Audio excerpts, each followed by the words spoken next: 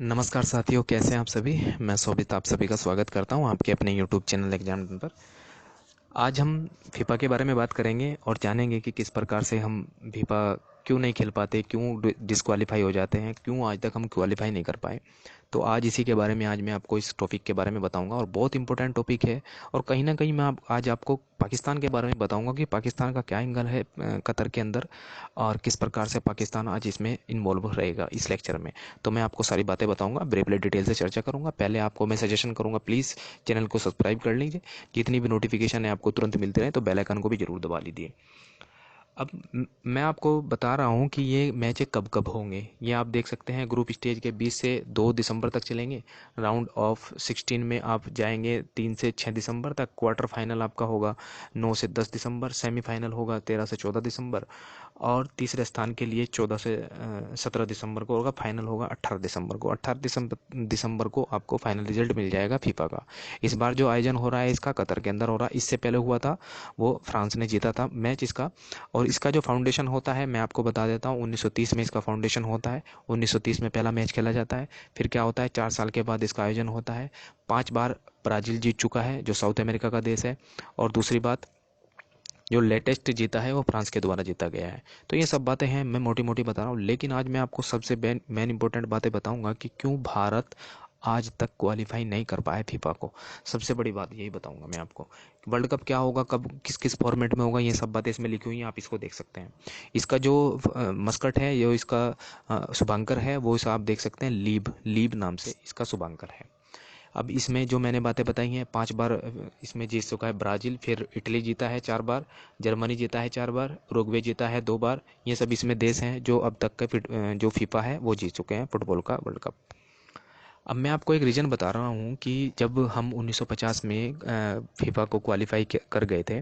FIFA को हमने सिर्फ 1950 में ही क्वालिफाई किया है, अब तक हमने क्वालिफाई नहीं किया है। ये भारत के लिए बहुत ज़्यादा विचारणीय बात है कि हम आज तक फुटबॉल को नहीं क्वालिफाई कर पाए हैं। जबकि फुटबॉल सबसे ज़्यादा देखा जाने वाला मैच है, सबसे ज़्यादा देखा जाने वाला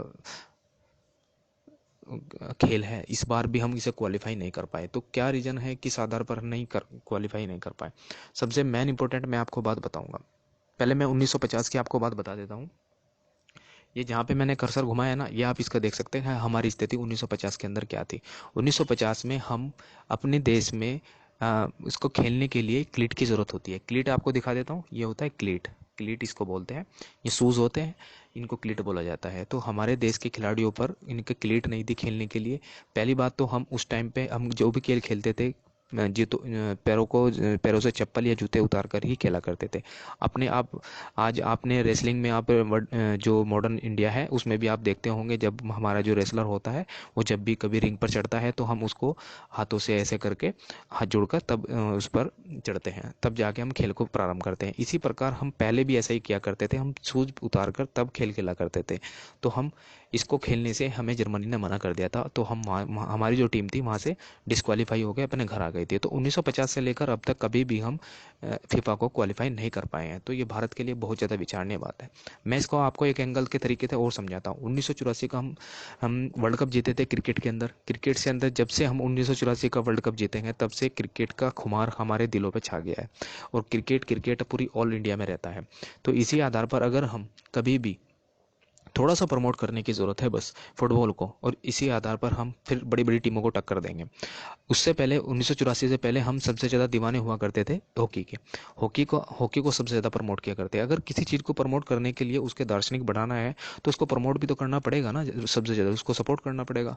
जितना ज़्यादा सपोर्ट करेंगे उसी आधार पर हमारी जो फुटबॉल की टीम है वो आगे बढ़ेगी। तो फुटबॉल को आज हम कहीं ना कहीं उसको आगे बढ़ाने की कोशिश ज़रूर कर सकते हैं। तो ये तो बात हुई एडिशनल। ये मैं आपको क्रिकेट के बारे में बताता हूँ। इसको क्रिकेट बोला जाता है, जो फुटबॉल की जो शूज होते हैं उसको क्रिकेट बोला जाता है। अब ये फुटबॉल की जो टीमें हैं ये क्वालिफाई कर गई हैं, जो 32 टीमें हैं इसमें क्वालिफाई की हैं। अब मैं बात करता हूँ इसमें जो टीमें हैं ये सारी की सारी देख सकते हैं आप। इसके खर्च की बात करता हूँ। कैसे जो फीफा होता है वो किस किस देश में अलग अलग तरीके से होता है, आपको पता होगा। जो खाड़ी देश हैं हमारे पश्चिम में आते हैं, भारत के पश्चिम में पड़ते हैं खाड़ी देश। खाड़ी देश में आते हैं सऊदी अरब, यूएई, ईरान है, ओमान है।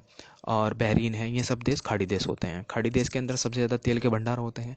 तेल के भंडार को उन्होंने सोचा कि भाई जब हम अब ज़्यादा सर्वाइव नहीं कर पाएंगे, तेल के ऊपर ज़्यादा डिपेंड नहीं हो पाएंगे, तो इस आधार पर उन्होंने सोचा कि हम अब क्यों ना हम टूरिज्म को अट्रैक्ट करें। टूरिज्म का अट्रैक्ट करने का मतलब है कि जितने भी देश में जो टूरिस्ट होते हैं वो अपने देश में बुलाएं और अपनी जीडीपी को ग्रोथ करें। तो आप उन्होंने ये बात समझ ली, क्योंकि इन्वायरमेंट का प्रदूषण हो रहा है। इन्वायरमेंट प्रदूषण क्या है, तो होता है तेल से होता है। तेल जलता है तो उसमें से कार्बन निकलते हैं, कार्बन निकलने से इन्वायरमेंट पोल्यूशन होता है।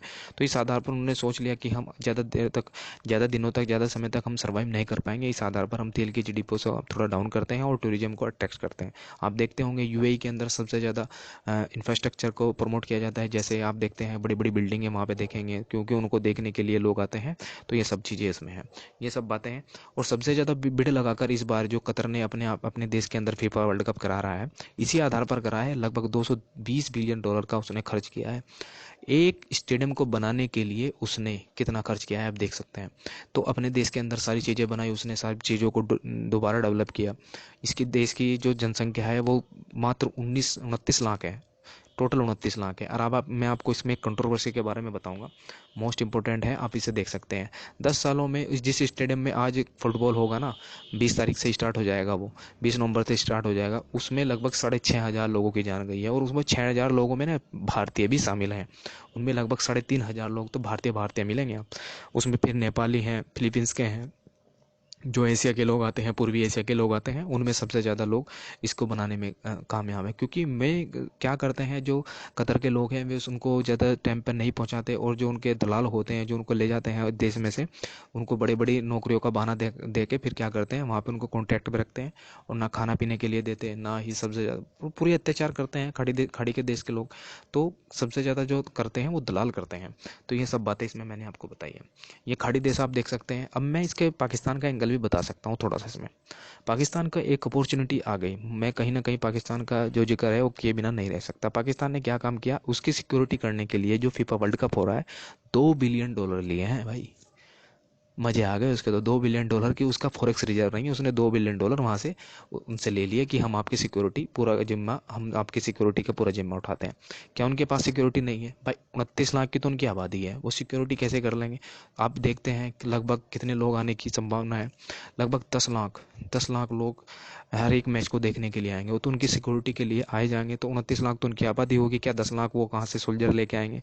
तो उन्होंने पाकिस्तान को ये जिम्मा सौंपा है लगभग $2 बिलियन में। तो ये सब बातें इसमें एडिशनल नॉलेज है। तो ये कतर का मैप है, ये आप इसमें देख सकते हैं।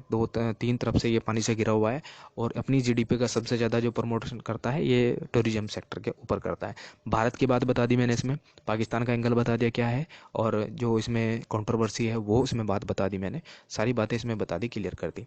और दूसरी बात, इसका जो मस्कट है वो बता दिया, क्लीट के बारे में बता दिया, भारत की जितनी भी जब कंट्रोवर्सी रहती है। तो मैंने सिर्फ सिंपल सी बात बताई है कि अगर हम किसी चीज़ को प्रमोट करेंगे ना, तो सबसे चीज़ें अगर उसका समर्थन करेंगे तभी जाके वो चीज़ फॉलो होगी, अदरवाइज नहीं होगी। तो ये सब बातें हैं इसमें। जितनी भी वीडियो में मैंने इसमें सारी बातें बताई हैं, आशा करता हूँ आपको वो समझ आई होगी। थोड़ा सा भी लेक्चर अच्छा लगे आपको, प्लीज़ चैनल को सब्सक्राइब कर लीजिए। जितना भी नोटिफिकेशन होते हैं तुरंत आपको मिलते हैं, तो बेल आइकन को भी जरूर दबा दिए। Thank you all of you, मिलते हैं अगली वीडियो में।